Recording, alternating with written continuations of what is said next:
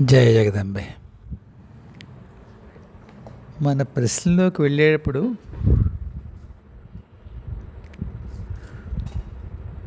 ఒక సమాచారం ఇది ఎక్కడ వినియోగించుకుంటారు అంటే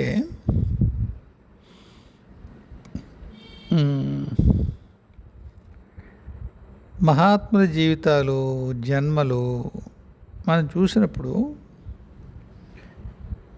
వీళ్ళ జన్మలేమిటి కొన్ని ఇంత ఇలా ఉన్నాయి పాత జన్మలు అనిపిస్తుంది. అంటే ఒకవేళ ఎప్పుడైనా మనకి ఒక మహాత్ముడి మొత్తం జన్మ పరంపర తెలిసిందనుకోండి, ఆయన ఎక్కడో రాస్తాడు చివరిలోనో ఎప్పుడో, ఇంతకుముందు జన్మ ఇది, అంతకుముందు ఇది, అంతకుముందు ఇది అని చెప్తాడు అనుకుందాం. వెంటనే మనకు వస్తుంది, వీడు మహాత్ముడు అంటున్నారు, ఇలాంటి జన్మలు కూడా ఎత్తేడేమిటి అని. ఇది మీరు మరి ఎలా అర్థం చేసుకుంటారో విషయం ఇలా ఉంటుంది. అనేక బ్రహ్మాండాల్లో పరమేశ్వరి రకరకాల రూపాల్లో ఉంటుంది. మొత్తం అన్ని బ్రహ్మాండాలు అమ్మవే కదా. అమ్మ పైన ఎవరు ఉంటారు? బొంగు ఎవరు ఉండరు, అమ్మే ఉంటుంది. ఆవిడ పాలనకి ఎవరన్నా పెట్టుకోవచ్చు. ఒక్కోసారి వ్యక్త రూపంలో రావచ్చు, ఆవిడ రాదు. ఒక్కొక్కసారి త్రిమూర్తుల చేత నడిపించుకుంటుంది.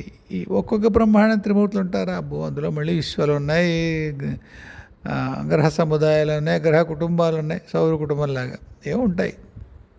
అంత అడ్మినిస్ట్రేటివ్ డీటెయిల్స్లోకి అక్కర్లేదు. కానీ మొత్తం పాలనా యంత్రాంగం అంతా ఎలా ఉంటుంది, ఒక్కొక్క బ్రహ్మాండం మనకు తెలియదు. కొన్ని తెలిసిన గుర్తుండవు ఈ బ్రహ్మాండంలో ఉన్నప్పుడు. అయితే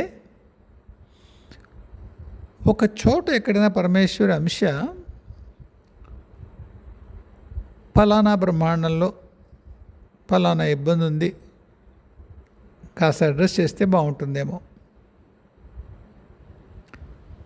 అదేమిటి, ఆ బ్రహ్మాండంలో ఉన్న అమ్మ యొక్క రూపమే చూసుకోవచ్చు కదా. ఏమో, ఎవడో అక్కడ బాగా పనిచేసేవాడో ఎక్స్పర్ట్ అనుకున్నవాడు ఎవడన్నా, ట్రబుల్ షూటర్స్ ఉంటారు కదా, వాళ్ళని ఏమన్నా పంపించవచ్చు. రే నాన్న కొద్దిగా వెళ్ళి చూస్తావా అక్కడ, వాడు లేదా ఆవిడ, అదే ఆయన లేదా ఆవిడ, వాడు కూడా అమ్మ అంశలే అవుతారు. ఈ కొత్త బ్రహ్మాండానికో లేకపోతే కొత్త విశ్వానికో వెళ్తారనుకోండి,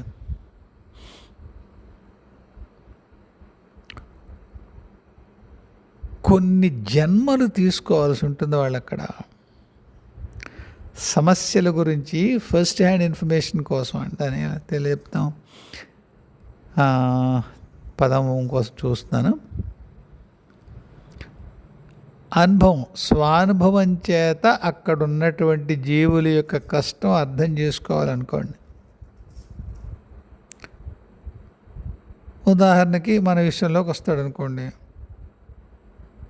ఒక గ్రహం మీద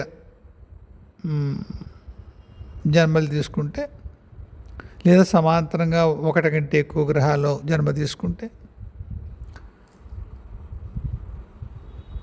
ఆ విశ్వం యొక్క మూల తత్వం అర్థం అవుతుంది అతనికి. అర్థమైనప్పుడు వాళ్ళ సమస్యకి పరిష్కారం చూడగలుగుతాడు. అందులో భాగంగా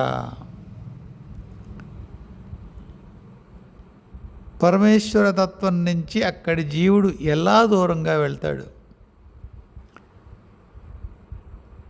పాపాలు పుణ్యాలు మనం అర్థం చేసుకుందుకు వాడుకుందాం, కానీ పదాలు అవి పాప పుణ్యాల కింద చూడరు. అక్కడ అర్థం చేసుకోవడం కదా.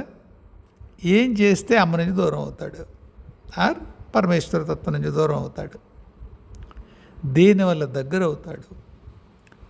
ఆ ప్రయత్నంలో ఎగుడు దిగుళ్ళు ఏముంటాయి, ఎలా దారి తప్పుతాడు, మళ్ళీ ఎలా సర్దుకుంటాడు, ఎవరి సహాయ సహకారాలు అందుతూ ఉంటాయి. సాధారణంగా ప్రలోభ పెట్టేవేవి, ఏ ఏ కారణాల చేత దూరం పెడతాడు, ఏ ఏ కారణాల దగ్గర అవుతాడు, ఎన్నాళ్ళు ప్రయాణం చేస్తాడు, ఎన్నెన్ని జన్మలు తీసుకుంటాడు. దీనికి సంబంధించినటువంటి సర్వంకషమైనటువంటి సమాచారం కోసం జన్మలెత్తాల్సి ఉంటుంది. అన్యాయం అనిపించట్లేదు?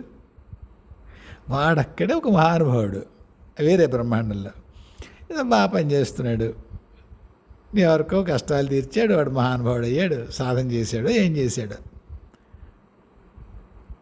పరమేశ్వరి ఎవరే నాన్న పలా చోటకి వెళ్ళి చూస్తా ఏంటంది. సరే అని బ్యాగ్ తీసుకుని బయలుదేరిపోయాడు. ఇలా కూర్చుని వీళ్ళ కష్టాలు ఏమిటి ఆయన ధ్యానంలో కూర్చొని సినిమా అనేది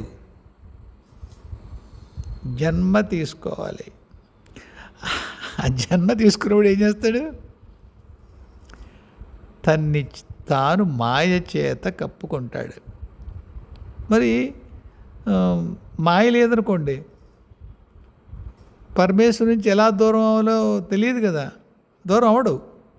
దూరం అవ్వకపోతే దూరమైన కష్టం ఎలా తెలుస్తుంది? నేను చెప్పగలుగుతున్నానా మీకు?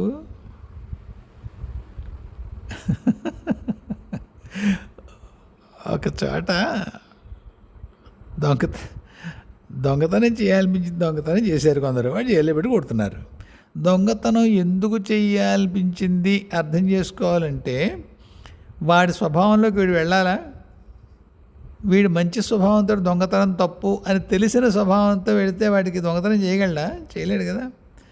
ఆ స్వభావం అంటే దొంగతనం చేయకూడదు అనేటువంటి స్వభావాన్ని వదిలిపెట్టి దొంగ అవ్వడానికి ఏ స్వభావం తీసుకోవాలో ఆ స్వభావాన్ని తీసుకోవాలి. దొంగతనం చేస్తాడు, దొరికిపోతాడు, తన్నులు తింటాడు. ఓహో, దొంగతనం ఎందుకు చేస్తారా? అది సమాచారంగా, అనుభవం ఒక సారంగా అతని చిత్తంలో ఎక్కడ స్టోర్ చేసుకోదలుచుకోవడం అక్కడ స్టోర్ చేసుకోవడం. మామూలు వాడు కాదుగా, కాబట్టి అనేక దొంగ జన్మ ఎత్తక్కర్లేదు, త్వరగానే అర్థం చేసుకుంటాడు. అలా ఏ లక్షణమైనా కానివ్వండి, ఒక్కోసారి ఒకే జన్మలో ఎక్కువ లక్షణాలు తీసుకోవచ్చు. తీసుకుని ఆయా జన్మాల అనుభవాల్ని దగ్గర పెట్టుకుంటాడు. ఒక స్థితికి వచ్చిన తర్వాత మహానుభావుడిగా ప్రపంచానికి ప్రకటమై జనాలకి చెప్తాడు, నాన్న ఇలా చేస్తారు, ఇది మీకు ప్రమాదం, ఇలా చేస్తారు, ఇలా ప్రమాదం. ఇలా బోధన చేస్తున్నట్టు కనిపిస్తూనే అంతరంగాల స్థాయిలో అంటే మనస్సు స్థాయిలో మార్పులు చేస్తాడు ఆశ్రితులైన వాళ్ళకి. లేదా ఇలా గురువు పొజిషన్ తీసుకోవడం అనుకోండి, ఊరికే కరెక్షన్గానే ఉంటుంది అనుకుందాం. జన్మ తీసుకుంటాడు, అసలు ప్రకటన అవ్వకపోవచ్చు, కానీ ఏ మార్పులు తేవాలో ఆ మార్పులు సంకల్పం చేత తీసుకొస్తాడు. ఎవరెవరికి ఏ మార్పులు, ఏ కారణాల వల్ల ప్రలోభపడుతున్నారు, దారి తప్పుతున్నారు, దూరం అవుతున్నారు, అటువంటి మార్గాల్ని కాస్త సరిచేస్తాడు. లేకుండా ఎవరైతే వాళ్ళకి సహాయం చేస్తున్నారో, ప్రలోభంలో పడి దారి తప్పిన వాళ్ళకి అటువంటి సహాయం చేసే వాళ్ళకి బలాన్ని ఇస్తాడు. ఎవరైతే మార్గంలో తమను తాము సరి చేసుకుని మళ్ళీ దైవం కేసు మళ్ళీ ప్రయత్నం చేస్తూ ఉంటారో వాళ్ళకి ఎటువంటి సహాయం ఆంతరిక లోకాల్లో అవుతాయి, బయటైతే ఏది అందాలో అది ఏర్పాటు చేస్తాడు. అలా కొన్ని వందల సంవత్సరాలు, వేల సంవత్సరాలు ఏమో ఆయన పడుతుందో అన్నాళ్ళు వేరే బ్రహ్మాండంలో ఉండి ఆ ప్రాజెక్టు పూర్తి చేసుకుని వెనక్కి పెడతాడు. ఒక గ్రహమే చేస్తే సరిపోతుందా? సాధారణంగా ఒకానొక మూలతత్వం ఎలా ఉంటుంది ఇక్కడ నేను వివరించలేను, కానీ ఒకానొక మూలతత్వం యొక్క మొత్తం స్పృహ అతనికి వస్తుంది. ఒక గ్రహం మీద ఉంటే కూడా, అయ్యో భూమి మీద ఉంటే శని మీద ఎలా ఉందో తెలియదు, శుక్రుడి మీద ఎలా ఉండేదో, లేకపోతే మన సౌరమండలం కాకుండా వేరే సౌరమండలం, అలా కాదు. మొత్తం బ్రహ్మాండానికి ఒక సిగ్నేచర్ ఉంటుంది. ఎలా ఉంటుంది? ఉంటుందయ్యా, ఉంటుంది. ఆ సిగ్నేచర్ పట్టుకోగలుగుతాడు. అవునా? మనం ఇన్ని జన్మలు ఎత్తున్నా మనం మరి తెలుస్తుందా? తెలియదు. ఆ పని మీద వచ్చిన వాడికి తెలుస్తుంది. మీకు ఒక చాలా క్రూడ్ ఉదాహరణ చెప్తాను. నేను స్కూటర్ మీద వెళ్ళే రోజుల్లో ఒక మెకానిక్ దగ్గరికి వెళ్ళేవాడిని. అతను ఆ మెకానిక్ దగ్గరికి వెళ్ళినప్పుడు అతను మన ఏం అడగడు. అలా పెట్టండి సార్ బండి అంటాడు. అతను వేరే వాళ్ళు చూసుకొస్తాడు, మన బండి దగ్గరికి వస్తాడు, ఒకసారి అలా రౌండ్ వేసి వస్తాడు. ఒక హాఫ్ కిలోమీటర్ 1 కిలోమీటర్ వెళ్తాడు. వచ్చి ఆ పెట్రోల్ దాని ఏమంటామన్నా సైలెన్సర్ దగ్గర బండి ఆన్ అయ్యేండుగా చేయి పెట్టి వాసన చూస్తాడు. చూసి అక్కడి నుంచి చెప్పడం మొదలెడతాడు. పెట్రోల్ ఎంత సార్ 40 రావట్లేదు కదా, 37, 38 వస్తుందా? ఎక్కడన్నా మీకు ఇబ్బంది పెడుతుందా? పెడుతుంది. మీకు క్లచ్ ఫ్రీగా లేదు, క్రాంక్ లేదు, ఇంకోటి 5, మొత్తం లక్షణాలు చెప్పేస్తాడు. మీరు మొత్తం వాళ్ళు వింటూ ఉంటారు. అంటే బండి యొక్క సిగ్నేచర్ అతనికి తెలుసు, ఏం చూడాలో తెలుసు, బండి అంతా ఇప్పక్కర్లేదు. అలా ఆ మహానుభావుడు ఎవరైతే వేరే బ్రహ్మాండంలో ఒక గ్రహానికి వెళ్ళి ఈ జన్మల అనుభవాలన్నీ తీసుకుంటున్నాడో అతని మొత్తం సిగ్నేచర్ అతనికి తెలుస్తుంది. నా బ్రహ్మాండం తాలూకా సిగ్నేచర్ తెలుస్తుంది, ఉంటుంది. అలా బ్రహ్మాండానికి ఒక సిగ్నేచర్ ఉంటుంది, మూల లక్షణం అనుకోండి. దాన్ని కనుక గ్రహింపులోకి వస్తే మిగతావన్నీ కూడా దాని ఆఫ్ షూట్సే, అంటే దాని యొక్క శాఖలే. త్వరగానే అర్థం చేసుకుంటాడు. అదే కాక అతనికి ఈసరికి అనేక జన్మల అనుభవం కూడా ఉంది. పరమేశ్వరి పని మీద వచ్చేడు కాబట్టి గ్రహింపు, ఇంకా మిగతా ఏవైతే ఆ పని చేయడానికి కావాల్సిన సమర్థతలు ఉంటాయో అతని దగ్గర ఉంటాయి. అంతే కదా, ప్లంబర్ వచ్చాయంటే దానికి సంబంధించిన టూల్స్ అనేది తెచ్చుకుంటాడు, అతను కిట్ ఉంటుంది వాడి దగ్గర. అలాగే ఈ బ్రహ్మాండంలో ఉన్న వాళ్ళకి సహాయం చేయడానికి ముందు అర్థం చేసుకుని దానికి పరిష్కారం ఒకటి తయారు చేసుకుందుకు దానికి సరిపోయేటువంటి సమర్థతలు, టూల్స్, ఉపకరణాలు అది తెచ్చుకుంటాడు. అతను ఉంటాయి, అతనిలోనే, అతని జీవరక్షణలో ఉంటాయి. అయితే ఈ జన్మలు ఎత్తేటప్పుడు అవన్నీ కూడా పైకి రావు, ఆంతరికంగా గ్రహింపు వస్తూ ఉంటాయి. ఒక స్థితికి వచ్చిన తర్వాత దాన్ని అతను ప్రకటిస్తుంది. అయితే ఆంతరికంగా ఎక్కడో స్టోర్ అవుతుంది కదా, దాన్ని ఎవరు మానిటర్ చేస్తారు? అతనిదైన ఒక హయ్యర్ సెల్ఫ్ ఉంటుంది, ఉన్నత చైతన్యం. అది ఈ సంసారంలోకి రాకుండా దూరంగా ఉండి గమనింపులో ఉంటుంది. ఈ అనుభవాలన్నీ సారాలు తీసుకుంటూ ఉంటుంది. అది వీటి ఎందుకు తగులుకోదు. వీటి తగులుకుంటే వీటి కరెక్ట్ చేయదు, ఎందుకంటే అనుభవం రావాలిగా. ఎప్పుడు విత్డ్రా చేయాలో అతను తెలుసు. ఒక స్థితి వచ్చి ఒక పరిష్కారం, ఒక సెట్ ఆఫ్ సొల్యూషన్స్ తయారైన తర్వాత ఇప్పుడు నేను వచ్చిన పని అయింది, ఇంక వీళ్ళకి అంటే సిద్ధపడి ఉన్నాను, వీళ్ళకి సహాయం చేయొచ్చే బ్రహ్మాండం వాళ్ళకి అనుకుని ఒక్కసారి ఆ పరమేశ్వరి యొక్క అనుమతి, ఆ బ్రహ్మాండంలో ఎవరైతే పరమేశ్వరి తన డెప్యుటేషన్ మీద ఇక్కడ తెచ్చుకుందో ఆవిడకోసారి చెప్తాడు, అమ్మ ఇలా ఇలా ఇలా ఇలా చేశాను, ఇలా చేశాను, ఇది పరిస్థితి, ఇకపైన ఇలా చేద్దాం అనుకుంటున్నాను. సరేనాయన.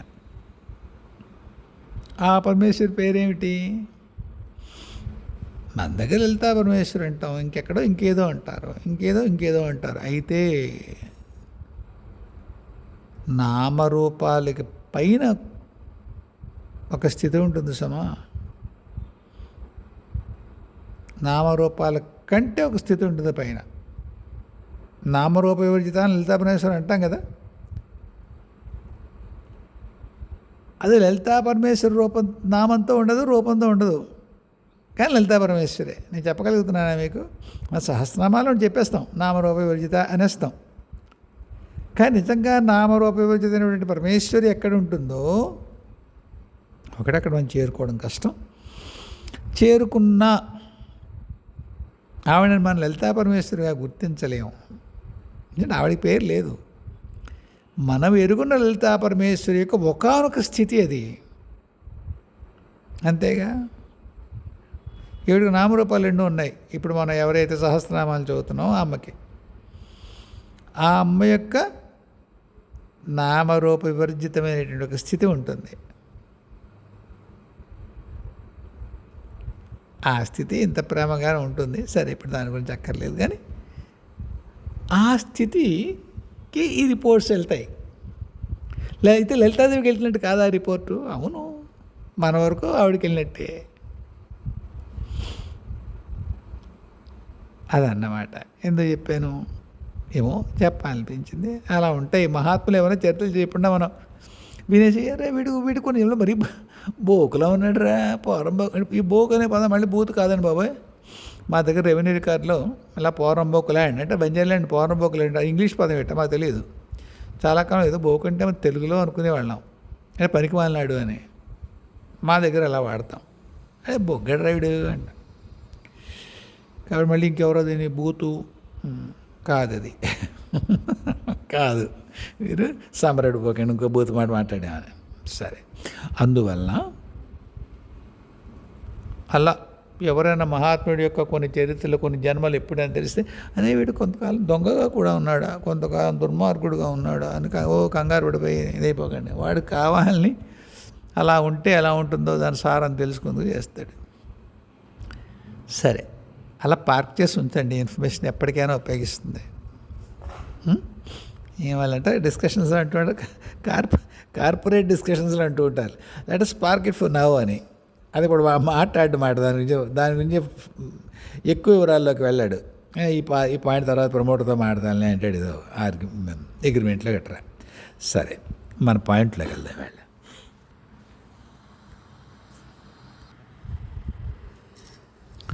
బాలాజీ నాకు ప్రశ్న వేశాడు. బీజాక్షరాలు పైకి ఎందుకు అనకూడదు, జపం చేసేవాడు మారెందుకు కనిపించకూడదు? అన్నిటికీ ఒకే సూత్రం ఉండదు బాలాజీ. బీజాక్షరాలు కనిపించే పైకి పలకచ్చా, పలకూడదు. మాల కనిపించవచ్చా, కనిపించకూడదు. బీజాక్షరాలు పైకి చెప్పకూడదా, చెప్పచ్చు. మాల కనిపించకూడదా, ఒక్కోసారి కనిపించవచ్చు. దుర్మార్గుడు అయ్యా నువ్వు రెండు చెప్తే ఏంటి అండి. ప్రపంచంలో ఏ సూత్రం కూడా అపవాదం లేకుండా ఉండదు. There is no rule without exception, right? సామాన్య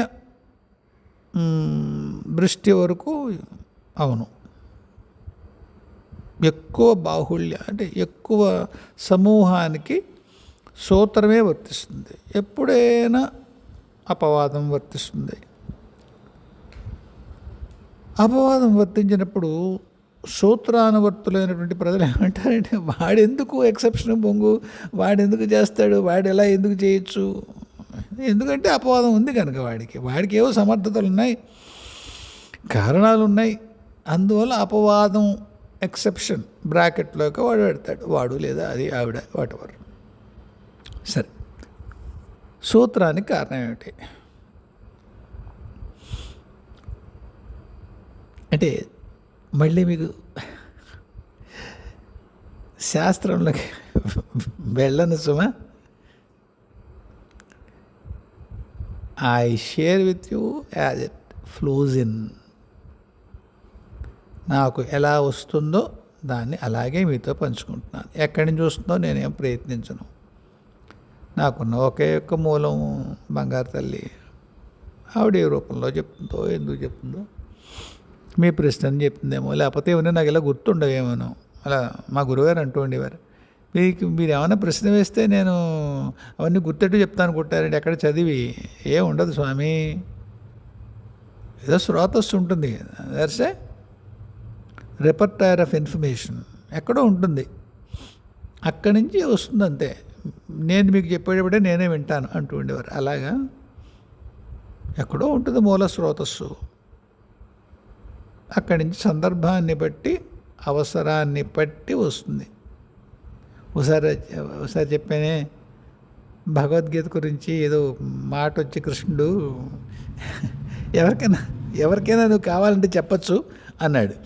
నేను వెంటనే నాకు 700 శ్లోకాలు నోటికి వచ్చేస్తాయి కృష్ణ అని అడిగాను. నేను మనిషిలా మాట్లాడతావేంటి అన్నాడు. మరి ఏమనుకోమంటావయ్యా, నువ్వు అలా చెప్తే ఒకవేళ గుర్తుండిపోతాయి అనుకున్నాను కృష్ణ అన్నాను. ఎందుకు గుర్తు పెట్టుకుని ఏం చేస్తావు? అర్థాలు చాలామంది చెప్పారు కదా స్వామి, నేను చెప్పేది ఏమిటి కొత్తగా అన్నాను. వాళ్ళు చెప్పారు, నువ్వు చెప్పు అన్నాడు. బాగుంది, నేనేం చెప్తాను అన్నాను. దానికి ఆయన చెప్పాడు,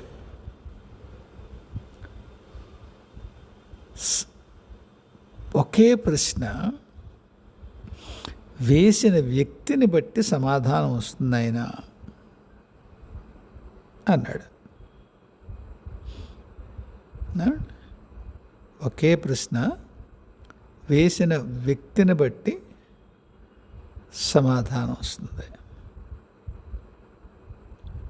సరే, అక్కడికి దాన్ని అంతకంటే వివరించాను. మళ్ళీ మొత్తం ఎపిసోడ్ అనేది దాని మీద అవుతుంది. కానీ కాబట్టి బీజ అక్షరాలు ఇంగ్లీష్లో వాటిని ఎప్పుడో చదివారా? సీడ్ లెటర్స్ అనే అంటారు వాటిని, సీడ్ లెటర్స్. మనం ఎప్పుడన్నా విత్తనం ఓపెన్గా చల్లుతామా? చల్లి దాన్ని కొద్దిగా కవర్ చేస్తాం కదా. ఒక విత్తనాలు చల్లితే దాన్ని వెనకాల కవర్ చేసుకుంటే, ఇప్పుడు నా పొలంలో చూసారా బాలాజీ, అప్పనిపిల్లి అంటున్నారుగా, ఎక్కడో పొలం చూసుండ్రు దుక్కుతున్నేక విత్తనాలు చల్లడం. నాగలి చాలు పడుతున్న కొద్దీ వెనకాల ఒకళ్ళ విత్తనాలు వేసుకుంటూ వెళ్తారు, ఇంకోటి వెనకాల దాన్ని కవర్ చేసుకుంటూ వెళ్తారు. మనకి చిన్నప్పుడు ఏం చెప్తారంటే, మనం అడుగుతాం కదా, గట్టి మీద కూర్చొని నాన్న అడుగుతాం కదా, నాన్న అలా విత్తనాలు చల్లుతుంటే వాడు పట్టిన పాపం నాగలి పెట్టి చాలు వేసి దుక్కుతున్నాడు, పొడి దుక్కి దున్నుతున్నాడు. విత్తనాలు చల్లుతుంటే వీడు వెనకాల కప్పెట్టేస్తున్నాడు నాన్న అంటే వాడికి ఏం చెప్తారు? 6 ఏళ్ల వయసులో వెనకాల పక్షులు వస్తాయి కదా నాన్న, మొత్తం పక్షులన్నీ కూడా వచ్చి మొత్తం ఒక్క పావు గంటలో మొత్తం ఎకరం మీద చల్లినటువంటి విత్తనాలు తినేస్తాయి, అంచేత కప్పుతారు. అదొక్కటే కారణమా? కేవలం పక్షులదంటే ఆయనేనా? మళ్ళీ భూమిలో కప్పాలి బీజం రావాలంటే. తర్వాత నీళ్ళు పెడతాం లేదా వర్షం కురుస్తుంది, అప్పుడు బీజం మొలకెత్తుతుంది. దాని స్వభావమే రహస్యం. బీజాక్షరాల వితరణ మీ మనస్సులో జరిగిన తర్వాత, మీ స్వభావంలో జరిగిన తర్వాత సాధన వల్ల ఆ మంత్రం పట్ల మీ యొక్క ఆర్ద్రత కారణంగా, తడి కారణంగా అది ఫలీభూతమవుతాయి, పండుతాయిగా. బీజాక్షరాలు జపం చేసినప్పుడు, మీరు ప్రేమగా జపం చేసినప్పుడు ఫలీభూతం అవుతాయి కదా. మీరు ఏ కోరిక కోరారో తీరుతాయి కదా. ఆ కోరిక ఇహమా పరమ తర్వాత సంగతి అవుతాయా? అందువల్ల అది రహస్యం. అదేంటంటే పుస్తకాల్లో కూడా దొరుకుతుంది కదా. రహస్యం ఏంటి? ఈ ప్రశ్న 1000 సార్లు సమాధానం చెప్పాను నేను. 1000 ఒకటోసారి చెప్తాను ఒకసారి. రహస్యం అనేది ఎవరికి కదా? ఎవరికి రహస్యం? దాని యందు స్పృహ ఉన్నవాడికి రహస్యం, అవునా కదా? ఇప్పుడు ఒక అమ్మ గారెలు చేస్తుంది, లేదా ఇంకోటి తిరుబండారం చేస్తాను. మనం వెళ్ళి నైవేద్యం పెట్టకుండానే గొప్పకున్న చేతిలో పెట్టి వెళ్ళిపోతాం.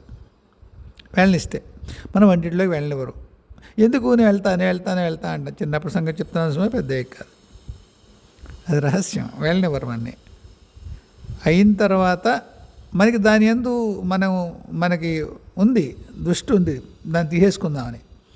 నైవేద్యం అయ్యే వరకు మనకి ఇవ్వకూడదు, అది అంతవరకు రహస్యం. మనం వెళ్ళినవారు నాన్నో అన్నయ్యో వెళ్తారు వంటింట్లోకి, పని చూసుకుంటారు, అమ్మతో ఏదో మాట్లాడతారు, వచ్చేస్తారు. మనం వాళ్ళు అక్కడికి గబుక్కున్న గారి నోట్లో పెట్టుకుని వేసుకొచ్చారు. మనం వెళ్తే 4 ఏళ్ళు 5 ఏళ్ళు 6 ఏళ్ళు మనం వెళ్ళి అమ్మ మాట్లాడుతూ గారి తెచ్చి పరిగెట్టేస్తాం బయటికి. మీకు అర్థమైందా ఇప్పుడు రహస్యం? అలా మామూలు వాళ్ళకి రహస్యం కాదు. ఆ మంత్రశక్తి ఉన్న ఆ బీజాక్షరం యందు ఆస్థ ఉన్నటువంటి ఎవరో ఉంటారు. ఎవరో అనేది పెద్ద అవసరం కాదు, కానీ వాళ్ళ నుంచి కాపాడాలి దాన్ని. తర్వాత మీరు ఒక స్థితి వచ్చిన తర్వాత మళ్ళీ మీరు దాన్ని ఏం కాపాడక్కర్లేదు. అది స్వయం సమర్థయై మిమ్మల్ని తన్ని కూడా రక్షిస్తుంది. మంత్రం అంటేనే రహస్యంగా 2 లక్షణాలు ఉన్నాయి మంత్రానికి. ఒక అర్థం రహస్యం అని, ఇంకొక అర్థం మననం చేయబడడం వల్ల మననం చేసిన వాడిని రక్షిస్తుంది అని. ఏమండి? అంచేత అది రహస్యం. మననం చేసే వరకు, ఒక స్థితి దానికి వచ్చే వరకు, ఒక పంట స్థితి వచ్చే వరకు రహస్యం. చాలామంది చెప్పండి, ఏం జపం చేస్తున్నావు అంటారు అనుకోండి. ఏదైనా గురుగారు ఇచ్చారు అంటారు.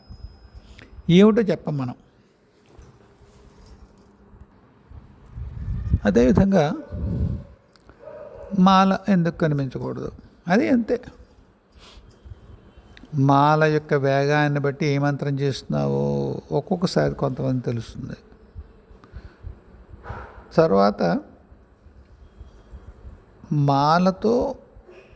మాలకి ఒక శక్తి వస్తుంది. మాలతో జపం చేయడం వల్ల వస్తుంది, రెండో అభిప్రాయం లేదు. దాన్ని కూడా ఆ సంకేతం ద్వారా దీన్ని నేను రక్షిస్తున్నాను, ఎవరి దృష్టి దీని మీద పడకూడదో దాని మీద పడకుండా ఉండేట్టుగా నేను రక్షించుకుంటున్నాను అనే సంకేతం దానికి కప్పడం అంటే ఆచ్ఛాదనం. అంచేత మాల జపము రహస్యమే, మాల రహస్యమే, మంత్రము రహస్యమే. దానికి రక్షణ సామాన్య పరిస్థితుల్లో అవసరం. కొందరు ఉంటారు, ఒక స్థితికి వచ్చిన వాళ్ళు మంత్రం ఎప్పుడు రహస్యమే, పైకి చెప్పరు బీజాక్షరాలు. మాల ఒక్కోసారి పైకి కనిపించినా నష్టమేం లేదు.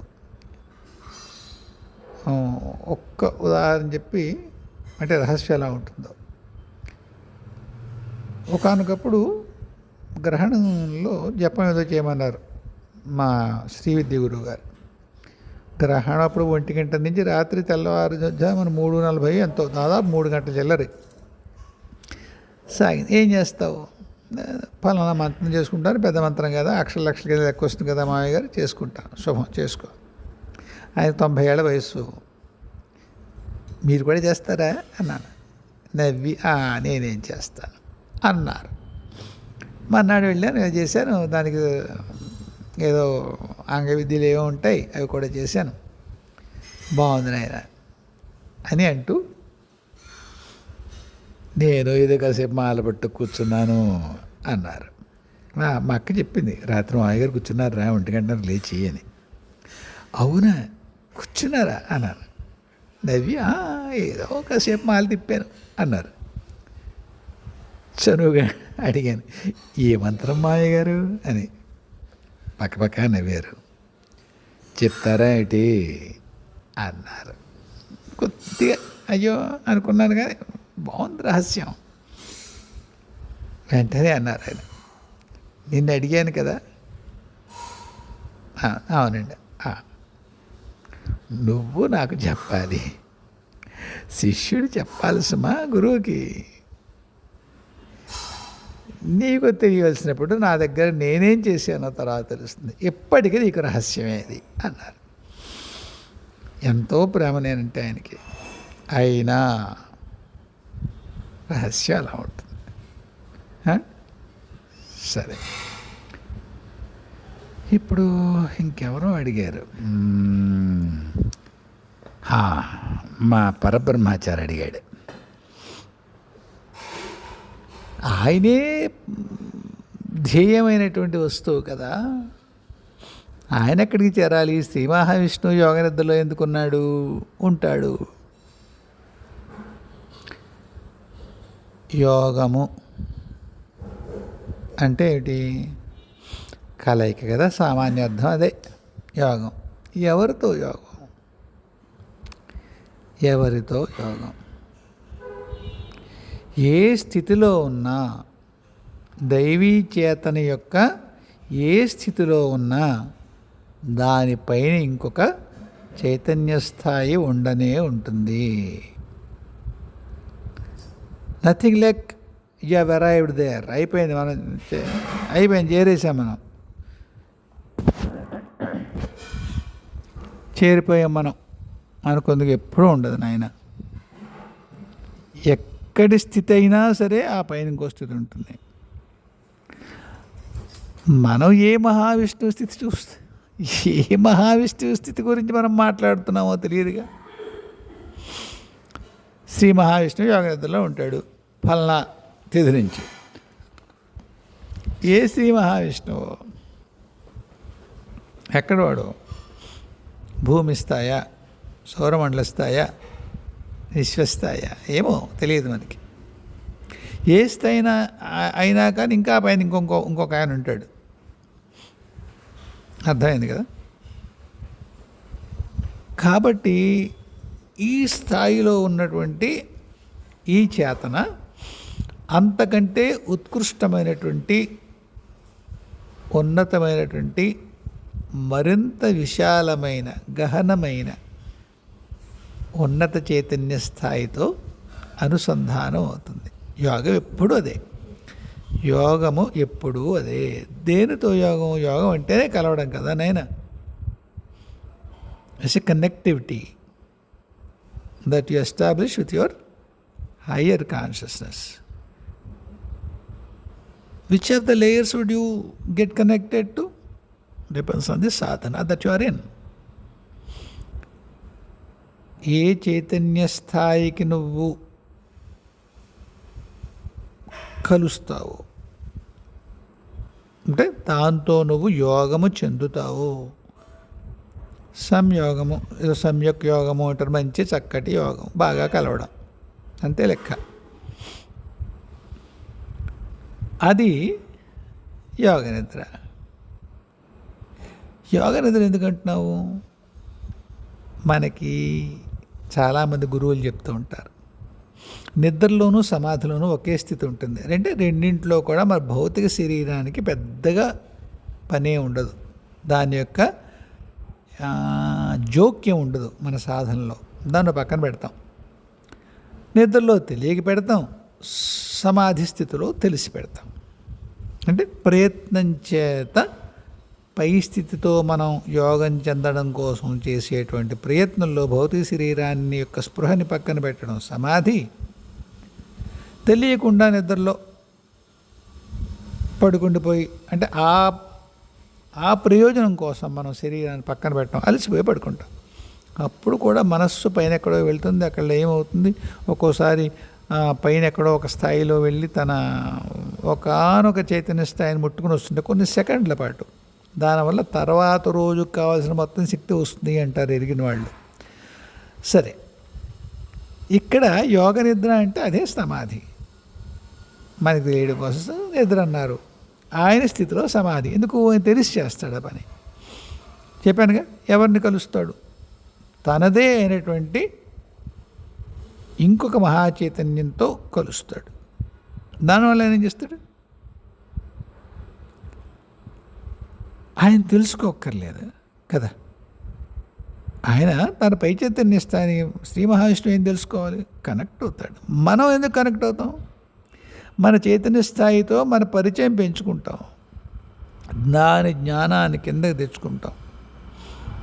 ఆయనకి ఈశ్వరికే జ్ఞానం ఉంది. ఏం తెచ్చుకుంటాడు? కొన్ని ఈ శరీరంతో ఏ శరీరమైతే యోగ నిద్రలో ప్రవేశించిందో ఆ శరీరానికి కావాల్సిన కొన్ని సమర్థతలు ఆయన వాటాకొచ్చిన దైవీ ప్రణాళిలో ఆయనేం చెయ్యాలో అలా ఉంటాయా? ఉన్నాయి. మహావిష్ణువు వాటాకు వచ్చే ప్రణాళి మహావిష్ణువుకు ఉంటుంది, మహాలక్ష్మికి ఉండే వాటాకు ఉండే మహాలక్ష్మికి ఉంటుంది, మహాదేవుడికి ఉండే వాటాకు ఉండేది ఆయనకు ఉంటుంది. ఎవరెవరి వాటాలో ఉన్న విశ్వ ప్రణాళికి కావలసిన సమర్థతలు వాళ్ళు తెచ్చుకుంటారు. ఇది మన యోగ నిద్ర ఒకసారి మనకు తెలిసింది, మన దృష్టికి వచ్చింది, అంతేగా. దృష్టికి రాకుండా కూడా చేయొచ్చు. అన్నీ ఒకసారి ఎప్పుడు తాతగారు చెప్పారు, అన్నీ స్క్రిప్టెడ్ అవునా అన్న అని. అంటే ప్రతిదీ మీ పురాణాల్లో రాయరు. ఉదాహరణకి ఏదో ఫలానా ఏకాదశి నుంచి ఇంకో ఫలానా 4 నెలల్లో ఎంతో యోగ నిద్రలో ఉంటాడు అనుకున్నాం అనుకోండి. మిగతా 8 నెలల్లో ఆయనకి ఏమైనా కావాల్సి వస్తే ఇంకేం చేయలేడా? మనకి అనౌన్స్ చేయడం అంతే. ఒరే సుబ్రహ్మణ్యం, నేను ఇప్పుడు యోగ నిద్రకి వెళ్తాను, కాసేపు మాట్లాడించుకురా అన్నాడు. అవి జరిగిపోతూ ఉంటాయి. మన దృష్టికి అన్నీ రావు. ముఖ్యమంత్రి గారు ఫలానా ఏదో రాష్ట్రానికి వెళ్ళారు, ఏదో ఉద్ఘాటన చేశారు, ఒకటి చేశారు, ఏదో అంటారు అనుకుందాం, ఫలానా ప్రాంతానికి వెళ్ళాడని. కవర్ అవుతుంది కొంత న్యూస్లో, అది మనకి తెలుస్తుంది. కాదు, ఎవరినో కలవాలి, అది ఎటువంటి న్యూస్కి అందదు.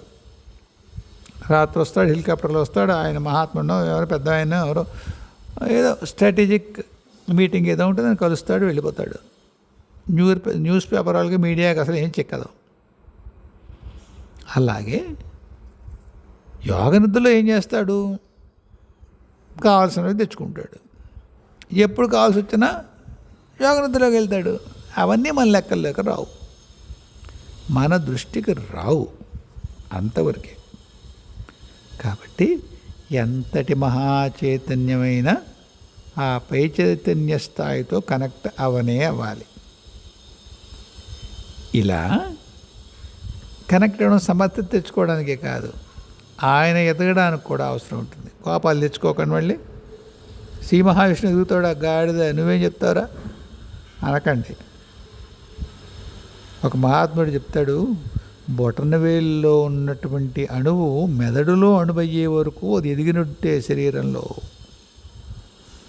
ఎదుగుతుందిట్ట. అలాగే ఎంతటి మహాత్ముడైనా మనం ఎరుగున్న నామరూపాల్లో ఉన్నవాళ్ళు ఆ పై స్థాయి ఉండనే ఉంటుంది, ఆ చైతన్యానికి చేరుతారు. ఉదాహరణకి భూమి స్థాయిలో త్రిమూర్తులు ఉంటారనుకోండి, ఏమో యుగం పడుతుందో 1000 ఏళ్ళు పడతాయో ఎన్నాళ్ళు పడతాయి. వాళ్ళు తర్వాత లేయరు, ఆ పై లేయరు వాళ్ళ సమర్థతలను బట్టి, వాళ్ళ సాధనను బట్టి తర్వాత స్థాయిలో ఉన్న త్రిమూర్తుల స్థితికి వాళ్ళు ఎదుగుతారు.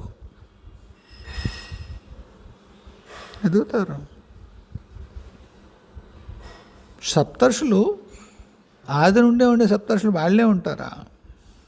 వాళ్ళు కూడా మారుతారు. నేను చెప్పేది అబద్ధం అనుకోకర్లేదు, మీరు చదువు వినండి, పురాణాల్లో కూడా రాస్తారు. ఆ యుగానికి సప్తర్షులు వాళ్ళు, ఈ యుగానికి సప్తర్షులు వీళ్ళు అని, ఆ కల్పానికి సప్తర్షులు వాళ్ళు అలా కూడా చెప్తారు. అంటే ఏమిటి? సప్తర్షులు మారుతారు. నిన్న ఆయా పొజిషన్ల యొక్క మూలతత్వాలు ఏవో ఉంటాయి, మోటామోటీ అవే ఉంటాయి స్థూలంగా. కానీ ఏ వ్యక్తిత్వ స్థాయిలోంచి ఆ పొజిషన్కి ఎదుగుతారో వాళ్ళ సిగ్నేచర్ కూడా ఉంటుంది. ఒకసారి చెప్పానే, చిన్నప్పుడు ఒక 100 ఏళ్ల క్రితం తిరుపతిలో వెంకటేశ్వర స్వామి ఎవరన్నా తన పట్ల దోషం చేస్తే వ్యవహరించే తీరు వేరు, ఇప్పుడు తీరు వేరు, అంతే. ఎంతకంటే ఇప్పుడు ఇతనికి మళ్ళీ ఏమి వివరణక్కర్లేదు.